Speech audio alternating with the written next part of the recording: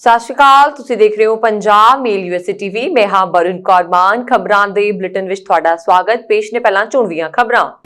Third country route ਜ਼ਰੀਏ Canada ਜਾ ਸਕਣਗੇ ਭਾਰਤੀ। ਕੈਨੇਡਾ ਦੀਆਂ ਸਰਹੱਦਾਂ ਖੋਲਣ ਨੂੰ ਲੈ ਕੇ ਜਸਟਿਨ ਟਰੂਡੋ ਦਾ ਵੱਡਾ ਬਿਆਨ। ਯੂਏਈ ਤੇ ਭਾਰਤ ਵਿਚਕਾਰ ਉਡਾਣਾਂ ਤੇ 21 ਜੁਲਾਈ ਤੱਕ ਰੋਕ। ਭਾਰਤੀ ਪ੍ਰਤੀਵਾਦੀ ਕੈਨੇਡਾ ਹਿਜਰਤ ਤੋਂ ਅਮਰੀਕਾ ਚਿੰਤਿਤ। ਅਮਰੀਕਾ 'ਚ ਨਜਾਇਜ਼ ਤਰੀਕੇ ਨਾਲ ਦਾਖਲ ਹੁੰਦੇ ਪ੍ਰਵਾਸੀ ਕਾਬੂ। ਸਰਬੱਤ ਦਾ ਭਲਾ ਚੈਰੀਟੇਬਲ ਟਰਸਟ ਦੇ ਮੁਖੀ ਡਾਕਟਰ ਐਸਪੀ ਸਿੰਘ ਉਬਰਾਏ ਵੱਲੋਂ ਆਈਆਈਟੀ ਨੂੰ 2,50,000 ਰੁਪਏ ਦਾ ਚੈੱਕ ਭੇਂਟ। ਤੇ ਹੁਣ ਇਹਨਾਂ ਖਬਰਾਂ ਦਾ ਵਿਸਥਾਰ।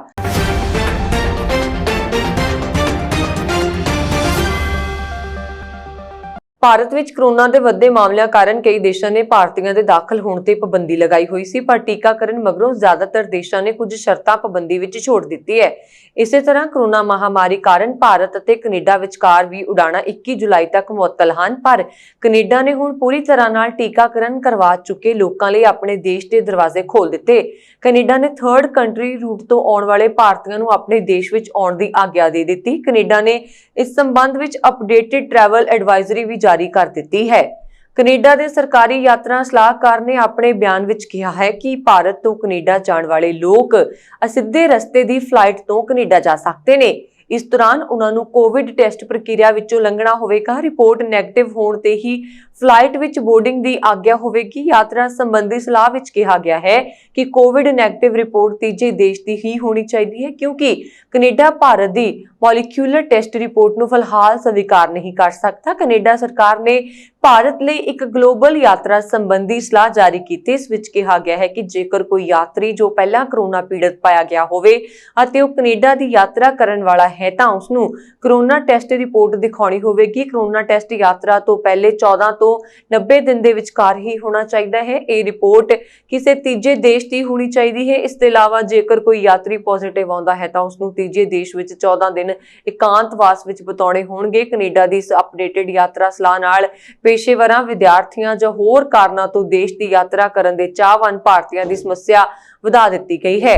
ਸਲਾਹਕਾਰ ਮੁਤਾਬਕ ਰਿਪੋਰਟ ਪੋਜ਼ਿਟਿਵ ਆਉਣ ਤੇ ਭਾਰਤੀ ਯਾਤਰੀ ਨੂੰ ਤੀਜੇ ਦੇਸ਼ ਵਿੱਚ 14 ਦਿਨ ਇਕਾਂਤਵਾਸ ਵਿੱਚ ਰਹਿਣਾ ਹੋਵੇਗਾ। ਇਸ ਨਾਲ ਉਹਨਾਂ ਦਾ ਸਮਾਂ ਬਰਬਾਦ ਹੋਵੇਗਾ ਅਤੇ ਨਾਲ ਹੀ ਤੀਜੇ ਦੇਸ਼ ਵਿੱਚ ਰਹਿਣ ਦਾ ਖਰਚਾ ਵੀ ਹੋਵੇਗਾ।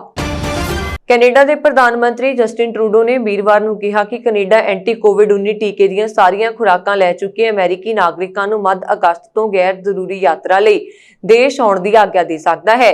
ਇਸ ਦੇ ਨਾਲ ਹੀ ਸਤੰਬਰ ਦੀ ਸ਼ੁਰੂਆਤ ਤੋਂ ਕੈਨੇਡਾ ਟੀਕੇ ਦੀ ਪੂਰੀ ਖੁਰਾਕ ਲੈ ਚੁੱਕੇ ਸਾਰੇ ਦੇਸ਼ਾਂ ਤੋਂ ਯਾਤਰੀਆਂ ਨੂੰ ਦੇਸ਼ ਆਉਣ ਦੀ ਆਗਿਆ ਦੇਣ ਦੀ ਸਥਿਤੀ ਵਿੱਚ ਹੋਵੇਗਾ।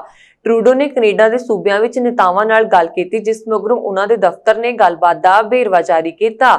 ਉਹਨਾਂ ਨੇ ਕਿਹਾ ਕਿ ਜੇਕਰ ਕੈਨੇਡਾ ਵਿੱਚ ਟੀਕਾਕਰਨ ਦਰ ਦੀ ਮੌਜੂਦਾ ਸਥਿਤੀ ਬਰਕਰਾਰ ਰਹੀ ਅਤੇ ਜਨਤਕ ਸਿਹਤ ਦੀ ਸਥਿਤੀ ਬਿਹਤਰ ਰਹੀ ਤਾਂ ਸਰਹੱਦਾਂ ਖੋਲੀਆਂ ਜਾ ਸਕਦੀਆਂ ਨੇ। ਟਰੂਡੋ ਨੇ ਕਿਹਾ ਕੈਨੇਡਾ ਸਤੰਬਰ ਦੀ ਸ਼ੁਰੂਆਤ ਤੋਂ ਟੀਕੇ ਦੀਆਂ ਪੂਰੀਆਂ ਖੁਰਾਕਾਂ ਲੈ ਚੁੱਕੇ ਸਾਰੇ ਦੇਸ਼ਾਂ ਤੋਂ ਯਾਤਰੀਆਂ ਨੂੰ ਦੇਸ਼ ਆਉਣ ਦੀ ਆਗਿਆ ਦੇਣ ਦੀ ਸਥਿਤੀ ਵਿੱਚ ਹੋਵੇਗਾ। ਟਰੂਡੋ ਨੇ ਕਿਹਾ ਯੋਜਨਾਵਾਂ ਨੂੰ ਮੁੜ ਸ਼ੁਰੂ ਕਰਨ ਸੰਬੰਧੀ ਅਮਰੀਕਾ ਨਾਲ ਚਰਚਾ ਚੱਲ ਰਹੀ ਹੈ। ਉਹਨਾਂ ਨੇ ਸੰਕੇਤ ਦਿੱਤਾ ਕਿ ਅਸੀਂ ਗੈਰ ਜ਼ਰੂਰੀ ਯਾਤਰਾ ਲਈ ਅਗਸਤ ਦੇ ਮੱਧ ਤੱਕ ਪੂਰਨ ਟੀਕਾਕਰਨ ਕਰਾ ਚੁੱਕੇ ਅਮਰੀਕੀ ਨਾਗਰਿਕਾਂ ਅਤੇ ਸਥਾਈ ਵਸਨੀਕਾਂ ਨੂੰ ਕੈਨੇਡਾ ਆਉਣ ਦੀ ਇਜਾਜ਼ਤ ਦੇਣਾ ਸ਼ੁਰੂ ਕਰ ਸਕਦੇ ਹਾਂ। ਜ਼ਿਕਰਯੋਗ ਹੈ ਕਿ ਮਹਾਮਾਰੀ ਦੀ ਸ਼ੁਰੂਆਤ ਵਿੱਚ ਅਮਰੀਕਾ ਤੇ ਕੈਨੇਡਾ ਦੀਆਂ ਸਰਕਾਰਾਂ ਨੇ 5500 ਮੀਲ ਤੋਂ ਵੱਧ ਦੀ ਸਾਰੀ ਗੈਰ ਜ਼ਰੂਰੀ ਆਵਾਜਾਈ ਬੰਦ ਕਰ ਦਿੱਤੀ ਸੀ। ਦੁਬਈ ਸਥਿਤ 에ਅਰਲਾਈਨ ਅਮੀਰਾਤ ਨੇ ਆਪਣੇ ਵੈਬਸਾਈਟ ਤੇ ਦੱਸਿਆ ਕਿ ਯੂਏਈ ਲਈ ਭਾਰਤ, ਪਾਕਿਸਤਾਨ, ਬੰਗਲਾਦੇਸ਼ ਤੇ ਸ੍ਰੀਲੰਕਾ ਤੋਂ ਆਉਣ ਵਾਲੀਆਂ ਯਾਤਰੀ ਉਡਾਣਾਂ ਤੇ ਰੋਕ 21 ਜੁਲਾਈ ਤੱਕ ਵਧਾ ਦਿੱਤੀ ਗਈ। ਯੂਏਈ ਦੇ ਨਾਗਰਿਕ, ਯੂਏਈ ਗੋਲਡਨ ਵੀਜ਼ਾ ਧਾਰਕਾਂ ਤੇ ਡਿਪਲੋਮੈਟਿਕ ਮਿਸ਼ਨਾਂ ਦੇ ਮੈਂਬਰ ਜਿਹੜੇ ਅਪਡੇਟ ਕੀਤੇ ਕੋਵਿਡ-19 ਪ੍ਰੋਟੋਕਾਲ ਦੀ ਪਾਲਣਾ ਕਰਦੇ ਹਨ ਨੂੰ ਹੀ ਯਾਤਰਾ ਦੀ ਛੋਟ ਦਿੱਤੀ ਗਈ। ਯੂਏਈ ਨੇ ਕੋਵਿਡ-19 ਦੀ ਦੂਜੀ ਲਹਿਰ ਤੋਂ ਬਾਅਦ 24 ਅਪ੍ਰੈਲ ਤੋਂ ਭਾਰਤ ਤੋਂ ਉਡਾਣਾਂ ਮੁਅੱਤਲ ਕਰ ਦਿੱਤੀਆਂ ਸਨ। 13 ਮਈ ਨੂੰ ਪਾਕਿਸਤਾਨ, ਬੰਗਲਾਦੇਸ਼, ਨੇਪਾਲ ਤੇ ਸ੍ਰੀਲੰਕਾ ਦੇ ਯਾਤਰੀਆਂ ਲਈ ਵੀ ਦਾਖਲਾ ਮੁਲਤਵੀ ਕਰ ਦਿੱਤਾ ਗਿਆ ਸੀ। ਮੰਨਿਆ ਜਾ ਰਿਹਾ ਹੈ ਕਿ 24 ਜੁਲਾਈ ਨੂੰ ਈਦ ਦੀਆਂ ਛੁੱਟੀਆਂ ਖਤਮ ਹੋਣ ਤੋਂ ਬਾਅਦ ਉਡਾਣਾਂ ਦੁਬਾਰਾ ਸ਼ੁਰੂ ਹੋ ਸਕਦੀਆਂ ਹਨ। ਭਾਰਤੀ ਪ੍ਰਤਿਭਾਵਾਂ ਦੇ ਦਮ ਤੇ ਪੂਰੀ ਦੁਨੀਆ 'ਚ ਡੰਕਾ ਵਜਾ ਰਹੇ ਨੇ। ਅਮਰੀਕਾ ਦੀ ਸਰਕਾਰ ਨੂੰ ਮਾਹਿਰਾਂ ਨੇ ਚੌਕਸ ਕੀਤਾ। ਮਾਹਿਰਾਂ ਨੇ ਕਿਹਾ ਕਿ ਅਮਰੀਕਾ ਦੀ ਗਲਤ ਵੀਜ਼ਾ ਨੀਤੀ ਕਾਰਨ ਭਾਰਤੀ ਪ੍ਰਤਿਭਾ ਹੁਣ ਅਮਰੀਕਾ ਦੀ ਬਜਾਏ ਕੈਨੇਡਾ ਜਾ ਰਹੀ ਹੈ। ਇਹ ਅਜਿਹੇ ਸਮੇਂ 'ਚ ਹੋ ਰਿਹਾ ਜਦੋਂ ਅਮਰੀਕਾ ਚੀਨ ਦੀ ਲਗਾਤਾਰ ਵੱਧਦੀ ਤਾਕਤ ਨਾਲ ਲੜਨ ਲਈ ਮੁਕਾਬਲੇ ਨੂੰ ਤੇਜ਼ ਕਰਨ ਦੀ ਕੋਸ਼ਿਸ਼ ਕਰ ਰਿਹਾ ਹੈ। ਮਾਹਿਰਾਂ ਨੇ ਅਮਰੀਕੀ ਸੰਸਦ ਨੂੰ ਵੀਜ਼ਾ ਨੀਤੀ ਵਿੱਚ ਬਦਲਾਅ ਲਈ ਤੇਜ਼ੀ ਨਾਲ ਕੰਮ ਕਰਨ ਲਈ ਕਿਹਾ। ਉਹਨਾਂ ਨੇ ਕਿਹਾ ਖਾਸ ਤੌਰ ਤੇ H1B ਵੀਜ਼ਾ ਤੇ ਦੇਸ਼ਾਂ ਦੇ ਕੋਟਾ ਨਿਰਧਾਰਨ ਨੂੰ ਲੈ ਕੇ ਤਤਕਾਲ ਨਿਯਮਾਂ 'ਚ ਬਦਲਾਅ ਕਰਨਾ ਚਾਹੀਦਾ ਹੈ। ਜੇਕਰ ਵੀਜ਼ਾ ਨਿਯਮਾਂ 'ਚ ਗ੍ਰੀਨ ਕਾਰਡ ਤੇ ਸਥਾਈ ਨਿਵਾਸ ਦੀਆਂ ਸਹੂਲਤਾਂ ਨੂੰ ਆਸਾਨ ਨਹੀਂ ਕੀਤਾ ਗਿਆ ਤਾਂ ਬਿਹਤਰੀਨ ਭਾਰਤੀ ਪ੍ਰਤਿਭਾ ਤੋਂ ਅਮਰੀਕਾ ਨੂੰ ਵਾਂਝੇ ਹੋਣਾ ਪਵੇਗਾ। National foundation for American policy ਦੇ ਸਟੂਅਰਟ ਐਂਡਰਸਨ ਨੇ ਚੇਤਾਵਨੀ ਦਿੱਤੀ ਕਿ ਭਾਰਤੀਆਂ ਲਈ ਰੋਜ਼ਗਾਰ ਆਧਾਰਿਤ ਸ਼੍ਰੇਣੀਆਂ ਵਿੱਚ ਵੀਜ਼ਾ ਦਾ ਬੈਕਲੌਗ 9 ਲੱਖ ਤੋਂ ਜ਼ਿਆਦਾ ਹੈ। 2030 ਤੱਕ ਇਹ ਗਿਣਤੀ 21 ਲੱਖ ਤੋਂ ਜ਼ਿਆਦਾ ਹੋ ਜਾਵੇਗੀ। ਐਂਡਰਸਨ ਨੇ ਸੈਨੇਟ ਦੀ ਇਮੀਗ੍ਰੇਸ਼ਨ ਸੰਬੰਧੀ ਕਮੇਟੀ ਦੇ ਸਾਹਮਣੇ ਇਹ ਅੰਕੜੇ ਪੇਸ਼ ਕਰਦੇ ਹੋਏ ਕਿਹਾ ਕਿ ਜੇਕਰ ਅਮਰੀਕਾ ਨੇ ਆਪਣੀਆਂ ਪੁਰਾਣੀਆਂ ਨੀਤੀਆਂ ਨੂੰ ਨਹੀਂ ਬਦਲਿਆ ਤਾਂ ਭਾਰਤੀ ਪ੍ਰਤਿਵਾਦੀ ਕੈਨੇਡਾ ਲਈ ਹਿਜਰਤ ਹੋਰ ਤੇਜ਼ ਹੋ ਜਾਵੇਗੀ। ਅਮਰੀਕਾ ਦੀ ਯੂਨੀਵਰਸਿਟੀ 2016-17 ਤੋਂ 2018-19 ਤੱਕ ਦੇ ਵਿਦਿਅਕ ਸੈਸ਼ਨ 'ਚ ਕੰਪਿਊਟਰ ਸਾਇੰਸ ਦੇ ਇੰਜੀਨੀਅਰਸ ਵਿੱਚ 25% ਭਾਰਤੀ ਵਿਦਿਆਰਥੀਆਂ ਦੀ ਕਮੀ ਆਈ ਹੈ। ਅਮਰੀਕਾ ਵਿੱਚ ਨਾਜਾਇਜ਼ ਤਰੀਕੇ ਨਾਲ ਦਾਖਲ ਹੋ ਰਹੇ ਪ੍ਰਵਾਸੀਆਂ ਦੀ ਗਿਣਤੀ ਪਿਛਲੇ ਇੱਕ ਦਹਾਕੇ ਦੇ ਸਿਖਰ ਤੇ ਪੁੱਜ ਗਈ। ਬਾਰਡਰ ਏਜੰਟਾਂ ਵੱਲੋਂ ਜੂਨ ਮਹੀਨੇ ਦੌਰਾਨ 1,79,000 ਪ੍ਰਵਾਸੀਆਂ ਨੂੰ ਗ੍ਰਿਫਤਾਰ ਕੀਤਾ ਗਿਆ ਜਾਂ ਉਹਨਾਂ ਨੂੰ ਵਾਪਸ ਭੇਜ ਦਿੱਤਾ ਗਿਆ। ਮਈ ਵਿੱਚ ਬਾਰਡਰ ਏਜੰਟਾਂ ਦਾ ਟਾਕਰਾ 1,80,000 ਪ੍ਰਵਾਸੀਆਂ ਨਾਲ ਹੋਇਆ ਸੀ। ਜੋ ਬਾਈਡਨ ਦੇ ਸੱਤਾ ਸੰਭਾਲਣ ਮਗਰੋਂ ਪ੍ਰਵਾਸੀਆਂ ਵਿੱਚ ਭਰਮ ਪੈਦਾ ਹੋ ਗਿਆ ਕਿ ਉਹ ਬੇਰੋਕ ਤਰੀਕੇ ਨਾਲ ਅਮਰੀਕਾ ਵਿੱਚ ਦਾਖਲ ਹੋ ਸਕਦੇ ਨੇ ਅਤੇ ਉਹਨਾਂ ਨੂੰ ਡਿਪੋਰਟ ਨਹੀਂ ਕੀਤਾ ਜਾਵੇਗਾ। ਪਿਛਲੇ ਸਾਲ ਕਰੋਨਾ ਮਹਾਮਾਰੀ ਸ਼ੁਰੂ ਹੋਣ ਮਗਰੋਂ ਮੈਕਸੀਕੋ ਦੀ ਸਰਹੱਦ ਰਾਹੀਂ ਆਉਣ ਵਾਲਿਆਂ ਦੀ ਗਿਣਤੀ ਬੇਹੱਦ ਹੇਠਾਂ ਚਲੀ ਗਈ, ਪਰ ਪਿਛਲੇ ਕੁਝ ਮਹੀਨੇ ਦੌਰਾਨ ਵੱਡੇ ਝੁੰਡਾਂ ਦੇ ਰੂਪ ਵਿੱਚ ਗੈਰ ਕਾਨੂੰਨੀ ਪ੍ਰਵਾਸੀ ਅਮਰੀਕਾ ਵਿੱਚ ਦਾਖਲ ਹੋ ਰਹੇ ਨੇ। ਇਹਨਾਂ ਸਾਰਿਆਂ ਨੂੰ ਇਮੀਗ੍ਰੇਸ਼ਨ ਹਿਰਾਸਤ ਵਿੱਚ ਰੱਖਣ ਵੀ ਸੰਭਵ ਨਹੀਂ ਅਤੇ ਵੱਡੀ ਗਿਣਤੀ ਵਿੱਚ ਪ੍ਰਵਾਸੀਆਂ ਨੂੰ ਵਾਪਸ ਭੇਜ ਦਿੱਤਾ ਜਾਂਦਾ ਹੈ। ਦੱਸ ਦਈਏ ਕਿ ਪਿਛਲੇ ਸਾਲ ਮਈ ਵਿੱਚ ਸਿਰਫ 23,000 ਪ੍ਰਵਾਸੀਆਂ ਨੂੰ ਅਮਰੀਕਾ ਦੀ ਸਰਹੱਦ ਤੇ ਰੋਕਿਆ ਗਿਆ, ਪਰ ਇਸ ਸਾਲ ਇਹ ਅੰਕੜਾ ਪੌਣੇ 2 ਲੱਖ ਤੋਂ ਟੱਪ ਗਿਆ। ਪਿਛਲੇ ਸਾਲ ਅਕਤੂਬਰ ਤੋਂ ਹੁਣ ਤੱਕ 10 ਲੱਖ ਪ੍ਰਵਾਸੀਆਂ ਨੂੰ ਗ੍ਰਿਫਤਾਰ ਕੀਤਾ ਜਾ ਚੁੱਕਾ ਹੈ, ਜੋ 2019 ਦੇ ਅੰਕੜੇ ਤੋਂ ਕਿਤੇ ਉੱਪਰ ਚਲਾ ਜਾਂਦਾ ਹੈ। ਬੀਤੇ ਮਾਰਚ ਵਿੱਚ ਅਮਰੀਕਾ ਦੇ ਗ੍ਰਹਿ ਸੁਰੱਖਿਆ ਮੰਤਰੀ ਅਲਹੈਂਦਰੇ ਮੋਰਾਕਸ ਨੇ ਅੰਦਾਜ਼ਾ ਪੇਸ਼ ਕਰਦਿਆਂ ਕਿਹਾ ਕਿ ਇਸ ਸਾਲ ਪ੍ਰਵਾਸੀਆਂ ਦਾ ਆਮਦ ਦਾ 20 ਸਾਲ ਦਾ ਰਿਕਾਰਡ ਟੁੱਟ ਸਕਦਾ ਹੈ। ਅਮਰੀਕਾ ਸਰਕਾਰ ਵੱਲੋਂ ਪ੍ਰਵਾਸੀਆਂ ਨੂੰ ਸੁਚੇਤ ਕਰਨ ਦੇ ਬਾਵਜੂਦ ਇਹ ਰੁਝਾਨ ਰੁਕਣ ਦਾ ਨਾਮ ਨਹੀਂ ਲੈ ਰਿਹਾ।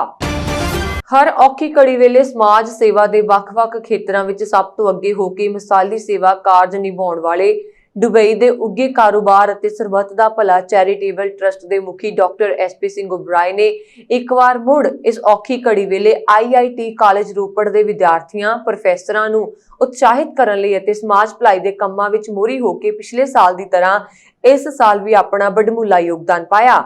ਇਸੇ ਤਹਿਤ ਡਾਕਟਰ SP ਸਿੰਘ ਉਬਰਾਏ ਦੀ ਸਰਪ੍ਰਸਤੀ ਹੇਠਲੇ ਸਰਬੱਤ ਦਾ ਭਲਾ ਚੈਰੀਟੇਬਲ ਟਰਸਟ ਦੀ ਰੋਪੜ ਇਕਾਈ ਦੇ ਪ੍ਰਧਾਨ ਅਤੇ health director doctor RS Atwal ਨੇ IIT ਰੋਪੜ ਦੇ ਡਾਇਰੈਕਟਰ ਪ੍ਰੋਫੈਸਰ ਰਾਜੀਵ ਅਹੂਜਾ ਨੂੰ 2,50,000 ਰੁਪਏ ਦਾ ਚੈੱਕ 2021 ਸੈਸ਼ਨ ਲਈ ਭੇਂਟ ਕੀਤਾ। ਸਾਲ 2020 ਵੀ ਵਿਦਿਆਰਥੀਆਂ ਨੂੰ Sunny Oberoi best MTech thesis award 1 lakh ਰੁਪਏ, ਪ੍ਰੋਫੈਸਰਸ ਲਈ Sunny Oberoi best teacher award 1 lakh ਰੁਪਏ ਅਤੇ Sunny Oberoi students leadership award ਸਮਾਜ ਸੇਵਾ ਜਾਂ ਸਰੀਰਕ ਤੌਰ ਤੇ ਅਪਾਹਜ ਵਿਦਿਆਰਥੀਆਂ ਦੀ ਸਹਾਇਤਾ ਲਈ 50,000 ਰੁਪਏ ਦਿੱਤੇ ਗਏ ਸਨ। ਸਰਬੱਤ ਦਾ ਭਲਾ ਚੈਰੀਟੇਬਲ ਟਰਸਟ ਵੱਲੋਂ ਇਹ ਅਵਾਰਡ ਲਗਾਤਾਰ ਹੀ ਜਾਰੀ ਰਹਿਣਗੇ ਤਾਂ ਕਿ ਵਿਦਿਆਰਥੀ, ਅਧਿਆਪਕ ਅਤੇ ਪ੍ਰੋਫੈਸਰ ਆਪਣੀ ਹੋਰ ਲਗਨ ਤੇ ਮਿਹਨਤ ਨਾਲ ਆਪਣੇ ਸੂਬੇ ਦਾ ਅਤੇ ਦੇਸ਼ ਦਾ ਨਾਮ ਰੌਸ਼ਨ ਕਰ ਸਕਣ। ਇਸ ਮੌਕੇ doctor Harjinder Singh Cheema, senate member board IIT Ropar, professor C ready, international relationship CL, doctor RS Parmar LA, ਕਵੀਨਰ ਆਦਿ ਹਾਜ਼ਰ ਸਨ। ਸਰਬੱਤ ਦਾ ਭਲਾ ਦੇ managing director SP Singh Oberoi ਜੀ ਨੇ 2018 ਦੇ ਵਿੱਚ ਫੈਸਲਾ ਲਿਆ ਸੀ ਕਿ IIT ਨੂੰ ਸਕਾਲਰਸ਼ਿਪ ਦੇ ਅਵਾਰਡਸ ਦੇਣੇ ਆ। ਉਹ ਫਿਰ ਪਹਿਲਾ ਜਿਹੜਾ ਚੈੱਕ ਹੈ ਉਹਨਾਂ ਨੇ 2019 ਦੇ ਵਿੱਚ ਦਿੱਤਾ, ਜਿਸ ਦੇ ਵਿੱਚ ਇੱਕ ਪਹਿਲਾ ਚੈੱਕ ਜਿਹੜਾ ਸੀਗਾ 1 ਲੱਖ ਦਾ ਉਹ ਐਕਸਲੈਂਸ ਇਨ ਟੀਚਿੰਗ ਸੀ ਤੇ ਉਹ ਟੀਚਰ ਨੂੰ ਦਿੱਤਾ ਜਾਂਦਾ ਜਿਹੜਾ ਬੈਸਟ ਟੀਚਰ ਹੁੰਦਾ ਆ। ਤੇ 3 ਥੀਸਿਸ ਲਈ ਦਿੱਤੇ ਸੀਗੇ। ਜਿਹੜਾ ਫਸਟ ਥੀਸਿਸ ਹੈ ਬੈਸਟ, ਉਸ ਲਈ 50,000 ਰੁਪਇਆ ਦਿੱਤਾ ਤੇ ਸੈਕੰਡ ਲਈ 30,000 ਰੁਪਇਆ ਤੇ ਥਰਡ ਲਈ 20,000 ਤੇ 2 ਅਵਾਰਡ ਉਹਨਾਂ ਨੇ ਸਕਾਲਰਸ਼ਿਪ ਸਟੂਡੈਂਟਸ ਨੂੰ ਦਿੱਤੇ ਜਿਹੜੇ ਬਾਹਰਲੇ ਪਾਸੇ ਉਹ ਹੈਲਪ ਕਰਦੇ ਆ, ਜਿਹੜੇ ਬੱਚੇ ਹੈਂਡੀਕੈਪਡ ਹੈ ਜਾਂ ਸਪੈਸ਼ਲੀ ਹੈਂਡੀਕੈਪਡ ਹੈ ਉਹਨਾਂ ਲਈ ਉਹ ਹੈਲਪ ਕਰਦੇ ਆ, ਉਹਨਾਂ ਨੂੰ ਸਿਖਾਉਂਦੇ ਆ, ਉਹਨਾਂ ਨੂੰ ਪੜ੍ਹਾਉਂਦੇ ਆ, ਉਹਨਾਂ ਲਈ ਅਵਾर्ड देते सी। ये अवार्ड लगातार कंटिन्यू रहेंगे। ये तो मैं ट्रस्ट का बहुत बड़ा धन्यवाद करना चाहता हूँ कि उन्होंने IIT को ये जो चेक दिया है वो हम अपने जो स्टूडेंट्स हैं उनको ये अवार्ड की तरह यूज़ करेंगे और उसमें बहुत जो पीएचडी स्टूडेंट हैं बेस्ट पीएचडी थीसिस के लिए, बेस्ट एमटेक थीसिस के लिए ये अवार्ड की मनी यूज़ की जाएगी। ਬਾਈਡਨ ਪ੍ਰਸ਼ਾਸਨ ਅਮਰੀਕੀ ਬੁਨਿਆਦੀ ਢਾਂਚੇ ਤੇ ਰੈਂਸਮਵੇਅਰ ਹਮਲਿਆਂ ਸਮੇਤ ਵੱਖ-ਵੱਖ ਸਾਈਬਰ ਹਮਲਿਆਂ ਨੂੰ ਲੈ ਕੇ ਕਿਸੇ ਵਿਦੇਸ਼ੀ ਰਾਸ਼ਟਰ ਦੀ ਭੂਮਿਕਾ ਨੂੰ ਮਹੱਤਵਪੂਰਨ ਸੂਚਨਾ ਉਪਲਬਧ ਕਰਵਾਉਣ ਤੇ $1 ਕਰੋੜ ਤੱਕ ਦਾ ਇਨਾਮ ਦੇਵੇਗਾ। ਦੇਸ਼ ਹਾਲ ਹੀ ਵਿੱਚ ਰੈਂਸਮਵੇਅਰ ਹਮਲੇ ਦਾ ਸ਼ਿਕਾਰ ਹੋਇਆ, ਜਿਸ ਵਿੱਚ ਹੈਕਰ ਕਿਸੇ ਕੰਪਿਊਟਰ ਵੈਬਸਾਈਟ ਪ੍ਰਣਾਲੀ ਨੂੰ ਹੈਕ ਕਰ ਉਸ ਨੂੰ ਠੀਕ ਕਰਨ ਦੇ ਬਦਲੇ ਵਿੱਚ ਵੱਡੀ ਰਕਮ ਮੰਗਦੇ ਨੇ। ਵਾਈਟ ਹਾਊਸ ਨੇ ਰੈਂਸਮਵੇਅਰ ਹਮਲਿਆਂ ਨੂੰ ਰੋਕਣ ਦੀਆਂ ਕੋਸ਼ਿਸ਼ਾਂ ਵਿੱਚ ਤਾਲਮੇਲ ਲਈ ਇੱਕ ਟਾਸਕ ਫੋਰਸ ਦੀ ਸ਼ੁਰੂਆਤ ਕੀਤੀ ਹੈ। ਵਿੱਤ ਵਿਭਾਗ ਦੇ ਫਾਈਨੈਂਸ਼ੀਅਲ ਕ੍ਰਾਈਮ ਨੈਟਵਰਕ ਨੇ ਵੀਰਵਾਰ ਨੂੰ ਇੱਕ ਹੋਰ ਮਹੱਤਵਪੂਰਨ ਘੋਸ਼ਣਾ ਕੀਤੀ, ਜਿਸ ਵਿੱਚ ਕਿਹਾ ਗਿਆ ਕਿ ਕ੍ਰਿਪਟੋਕਰੰਸੀ, ਮਨੀ ਲਾਂਡਰਿੰਗ ਕੰਟਰੋਲ ਅਤੇ ਰੈਂਸਮਵੇਅਰ ਹਮਲਾ ਕਰਨ ਵਾਲਿਆਂ ਦਾ ਪਤਾ ਲਗਾਉਣ ਲਈ ਬੈਂਕਾਂ, ਟੈਕਨੋਲੋਜੀ ਕੰਪਨੀਆਂ ਅਤੇ ਹੋਰ ਕੰਪਨੀਆਂ ਦੀ ਮਦਦ ਲਈ ਜਾਵੇਗੀ। ਨਵੇਂ ਕਦਮਾਂ ਦੇ ਬਾਰੇ ਵਿੱਚ ਹੋਰ ਜ਼ਿਆਦਾ ਬਿਊਰਾ ਪ੍ਰਾਪਤ ਹੋਣ ਦੀ ਉਮੀਦ ਹੈ। ਇਸ ਦੇ ਨਾਲ ਹੀ ਅਮਰੀਕਾ 'ਚ ਲਗਾਤਾਰ ਰੈਂਸਮਵੇਅਰ ਹਮਲਿਆਂ ਤੋਂ ਬਾਅਦ ਅਮਰੀਕੀ ਰਾਸ਼ਟਰਪਤੀ ਜੋ ਬਾਈਡਨ ਦੀ ਰੂਸੀ ਰਾਸ਼ਟਰਪਤੀ ਵਲਾਦੀਮੀਰ ਪੁਤਿਨ ਨਾਲ ਟੈਲੀਫੋਨ ਤੇ ਗੱਲਬਾਤ ਦਾ ਅਸਰ ਨਜ਼ਰ ਆਉਣ ਲੱਗਾ। ਅਮਰੀਕਾ ਤੇ ਹਮਲੇ ਕਰਨ ਵਾਲਾ ਰੂਸੀ ਰੈਂਸਮਵੇਅਰ ਗਰੁੱਪ ਰੇਬਲ ਅਚਾਨਕ ਗਾਇਬ ਹੋ ਗਿਆ। ਅਮਰੀਕਾ 'ਚ ਇੱਕ ਤੋਂ ਬਾਅਦ ਇੱਕ ਸਾਈਬਰ ਹਮਲੇ ਹੋ ਰਹੇ ਸਨ। ਇਨ੍ਹਾਂ ਹਮਲਿਆਂ 'ਚ ਪ੍ਰਮੁੱਖ ਤੇਲ ਪਾਈਪਲਾਈਨ ਤੇ ਸੈਂਕੜੇ ਕੰਪਨੀਆਂ ਦੇ ਨੈਟਵਰਕ ਸ਼ਿਕਾਰ ਹੋਏ। ਤਾਜ਼ਾ ਹਮਲਾ ਮਾਸ ਉਤਪਾਦਨ ਕੰਪਨੀ JBS ਤੇ ਕੀਤਾ ਗਿਆ, ਜਿਸ ਵਿੱਚ $1 ਕਰੋੜ 10 ਲੱਖ ਦੀ ਫਿਰੌਤੀ ਮੰਗੀ ਗਈ। ਘਟਨਾ ਦੇ ਸੰਬੰਧ ਵਿੱਚ ਜੋ ਬਾਈਡਨ ਨੇ ਪੁਤਿਨ ਨਾਲ ਫੋਨ ਤੇ ਗੱਲਬਾਤ ਦੌਰਾਨ ਆਪਣੀ ਗੰਭੀਰ ਨਾਰਾਜ਼ਗੀ ਪ੍ਰਗਟਾਈ। ਅਮਰੀਕਾ ਦੀਆਂ ਖੁਫੀਆ ਏਜੰਸੀਆਂ ਨੇ ਇਸ ਦੌਰਾਨ ਰੈਂਸਮਵੇਅਰ ਹਮਲਾ ਕਰਨ ਵਾਲੇ ਗਰੁੱਪ ਰੇਵਿਲ ਦੀ ਵੀ ਪੂਰੀ ਜਾਣਕਾਰੀ ਰੂਸ ਨੂੰ ਦੇ ਦਿੱਤੀ। ਰੇਵਿਲ ਨਾਮ ਰੈਂਸਮਵੇਅਰ ਈਵਿਲ ਤੋਂ ਦਿੱਤਾ ਗਿਆ। ਬਾਈਡਨ ਦੀ ਪੁਤਿਨ ਨਾਲ ਗੱਲਬਾਤ ਦੇ ਕੁਝ ਦਿਨਾਂ ਬਾਅਦ ਰੇਵਿਲ ਗਰੁੱਪ ਨਾਕਾਮ ਹੋ ਗਿਆ। ਡਾਰਕ ਵੈਬ ਤੇ ਇਸ ਗਰੁੱਪ ਦੀਆਂ ਸਾਈਟਾਂ ਅਚਾਨਕ ਗਾਇਬ ਹੋ ਗਈਆਂ ਹਨ। ਵਿਸ਼ਵ ਸਿਹਤ ਸੰਗਠਨ ਨੇ ਚੇਤਾਵਨੀ ਦਿੱਤੀ ਹੈ ਕਿ ਦੁਨੀਆ ਭਰ ਵਿੱਚ ਕੋਰੋਨਾ ਮਾਮਲੇ ਤੇ ਮੌਤਾਂ ਵੱਧ ਰਹੀਆਂ ਨੇ। ਇਸ ਲਈ ਟੀਕਾਕਰਨ ਵਿੱਚ ਤੇਜ਼ੀ ਲਿਆਉਣੀ ਤੇ ਇhtiyat ਵਰਤਣਾ ਜ਼ਰੂਰੀ ਹੈ।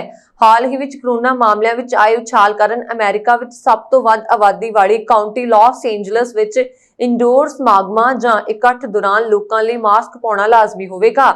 ਉਹਨਾਂ ਲੋਕਾਂ ਨੂੰ ਵੀ ਮਾਸਕ ਪਾਉਣ ਦੀ ਲੋੜ ਹੈ ਜਿਨ੍ਹਾਂ ਦਾ ਮੁਕੰਮਲ ਜਾਂ ਅੱਧਾ ਟੀਕਾਕਰਨ ਹੋ ਚੁੱਕਾ ਹੈ। ਕੈਲੀਫੋਰਨੀਆ ਦੇ ਕੋਰੋਨਾ ਪਾਬੰਦੀਆਂ ਤੋਂ ਮੁਕਤ ਹੋਣ ਤੋਂ 1 ਮਹੀਨੇ ਬਾਅਦ ਮੁੜ ਮਾਸਕ ਪਹਿਨਣਾ ਜ਼ਰੂਰੀ ਕੀਤਾ ਗਿਆ। ਇਹ ਆਦੇਸ਼ ਸ਼ਨੀਵਾਰ ਠੀਕ 11:59 ਤੇ ਲਾਗੂ ਹੋ ਜਾਵੇਗਾ। ਕਾਉਂਟੀ ਦੇ ਸਿਹਤ ਅਧਿਕਾਰੀ ਡਾਕਟਰ ਮੰਟੂ ਡੇਵਿਸ ਨੇ ਪੱਤਰਕਾਰਾਂ ਨਾਲ ਗੱਲਬਾਤ ਕਰਦਿਆਂ ਕਿਹਾ ਕਿ ਇਹ ਸਾਡੇ ਲਈ ਬਹੁਤ ਹੀ ਗੰਭੀਰ ਸਮਾਂ ਹੈ। ਅਸੀਂ ਇhtiyat ਵਰਤ ਕੇ ਸੰਜਮ ਨਾਲ ਸਥਿਤੀ ਨੂੰ ਨਿਯੰਤਰਣ ਵਿੱਚ ਕਰ ਸਕਦੇ ਹਾਂ। ਜੌਨ ਹੌਪਕਿੰਸ ਯੂਨੀਵਰਸਿਟੀ ਵੱਲੋਂ ਬੁੱਧਵਾਰ ਨੂੰ ਖਤਮ ਹੋਏ ਹਫ਼ਤੇ ਦੌਰਾਨ ਇਕੱਠੇ ਕੀਤੇ ਅੰਕੜਿਆਂ ਦੇ ਵਿਸ਼ਲੇਸ਼ਣ ਤੋਂ ਪਤਾ ਲੱਗਾ ਹੈ ਕਿ ਅਮਰੀਕਾ ਵਿੱਚ ਹਰ ਘੰਟੇ ਵਿੱਚ ਕੋਰੋਨਾ ਦੇ 1000 ਤੋਂ ਵੱਧ ਨਵੇਂ ਮਾਮਲੇ ਦਰਜ ਹੋ ਰਹੇ ਨੇ। ਅਮਰੀਕਾ 'ਚ ਡੈਮੋਕ੍ਰੈਟਿਕ ਸੰਸਦ ਮੈਂਬਰਾਂ ਦੇ ਇੱਕ ਸ਼ਕਤੀਸ਼ਾਲੀ ਗਰੁੱਪ ਨੇ ਮੰਗ ਕੀਤੀ ਹੈ ਕਿ ਕੋਰੋਨਾ ਦੀ ਉਤਪਤੀ ਤੇ ਉਸ ਤੋਂ ਬਾਅਦ ਦੇਸ਼ ਵਿੱਚ ਮਹਾਮਾਰੀ ਦੇ ਪ੍ਰਸਾਰ ਦੀ ਜਾਂਚ ਲਈ ਇੱਕ ਦੋ ਪਾਰਟੀ ਕਮਿਸ਼ਨ ਦਾ ਗਠਨ ਕੀਤਾ ਜਾਣਾ ਚਾਹੀਦਾ ਹੈ। ਇਹ ਕਮਿਸ਼ਨ ਉਸੇ ਤਰ੍ਹਾਂ ਹੀ ਕੰਮ ਕਰੇ ਜਿਵੇਂ 19/11 ਅੱਤਵਾਦੀ ਹਮਲੇ ਤੋਂ ਬਾਅਦ ਗਠਿਤ ਕਮਿਸ਼ਨ ਨੇ ਕੀਤਾ। ਡੈਮੋਕ੍ਰੈਟਿਕ ਬਲੂ ਡੌਗ ਗੱਠਜੋੜ ਦੇ ਸੰਸਦ ਮੈਂਬਰਾਂ ਨੇ ਸਪੀਕਰ ਨੈਂਸੀ ਪੈਲੋਸੀ, ਸਦਨ 'ਚ ਬਹੁਮਤ ਦੇ ਘੱਟ ਗਿਣਤੀ ਆਗੂਆਂ ਨੂੰ ਪੱਤਰ ਲਿਖ ਕੇ ਇਹ ਮੰਗ ਕੀਤੀ। ਸੰਸਦ ਮੈਂਬਰਾਂ ਨੇ ਪੱਤਰ ਵਿੱਚ ਕਿਹਾ ਹੈ ਕਿ ਜਿਸ ਤਰ੍ਹਾਂ ਨਾਲ ਅਮਰੀਕਾ ਤੇ ਅੱਤਵਾਦੀ ਹਮਲੇ ਤੋਂ ਬਾਅਦ 19/11 ਕਮਿਸ਼ਨ ਬਣਾਇਆ ਗਿਆ ਸੀ, ਉਸੇ ਤਰ੍ਹਾਂ ਕੋਰੋਨਾ ਤੇ ਕਮਿਸ਼ਨ ਬਣਾਉਣ ਲਈ ਸਾਡਾ ਪੂਰਾ ਸਮਰਥਨ ਹੈ। ਅਮਰੀਕਾ 'ਚ 27 ਨਵੰਬਰ 2002 ਨੂੰ ਅਜਿਹਾ ਕਮਿਸ਼ਨ ਬਣਿਆ ਸੀ। ਇਸ ਕਮਿਸ਼ਨ ਨੇ ਹਮਲੇ ਦੀ ਪੂਰੀ ਜਾਂਚ ਕਰਕੇ ਆਪਣੀ ਰਿਪੋਰਟ ਦਿੱਤੀ ਸੀ। ਉਸ ਤੋਂ ਬਾਅਦ ਸੁਰੱਖਿਆ 'ਚ ਕਈ ਸੁਧਾਰ ਕੀਤੇ ਗਏ ਸਨ। ਸੰਸਦ ਮੈਂਬਰਾਂ ਨੇ ਕਿਹਾ ਕਿ ਜਾਂਚ ਕਮਿਸ਼ਨ ਦੀ ਇਹ ਜ਼ਿੰਮੇਵਾਰੀ ਹੋਵੇਗੀ ਕਿ ਉਹ ਕੋਰੋਨਾ ਦੀ ਚੀਨ 'ਚ ਉਤਪਤੀ ਤੋਂ ਲੈ ਕੇ ਅਮਰੀਕਾ ਤੱਕ ਬਿਮਾਰੀ ਦੇ ਪਹੁੰਚਣ ਤੇ ਉਸ ਤੋਂ ਬਾਅਦ ਇੱਥੇ ਕੀਤੀਆਂ ਗਈਆਂ ਸਾਰੀਆਂ ਵਿਵਸਥਾਵਾਂ ਦੀ ਸਮੀਖਿਆ ਕਰੇ। ਸੰਸਦ ਮੈਂਬਰਾਂ ਨੇ ਕਿਹਾ ਕਿ ਅਜਿਹੇ ਸਮੇਂ 'ਚ ਜ਼ਰੂਰੀ ਹੋ ਜਾਂਦਾ ਹੈ ਜਦੋਂ ਦੇਸ਼ 'ਚ 6 ਲੱਖ ਤੋਂ ਜ਼ਿਆਦਾ ਲੋਕ ਇਸ ਬਿਮਾਰੀ 'ਚ ਮਾਰੇ ਗਏ ਤੇ ਆਰਥਿਕ ਵਿਵਸਥਾ ਨੂੰ ਜ਼ਬਰਦਸਤ ਨੁਕਸਾਨ ਪਹੁੰਚਿਆ।